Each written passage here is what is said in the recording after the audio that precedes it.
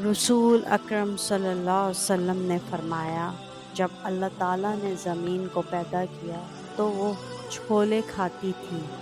پھر اللہ نے پہاڑ کو پیدا کیا اور اسے حکم دیا کہ وہ زمین تھامے رکھے، چنانچہ وہ ٹھہر گئی۔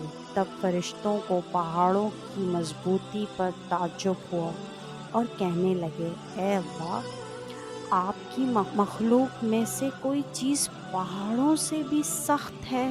فرمایا، لوہا۔ اس سے بھی سخت ہے؟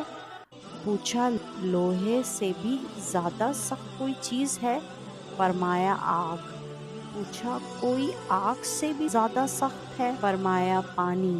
پوچھا، پانی سے بھی زیادہ سخت کوئی چیز ہے؟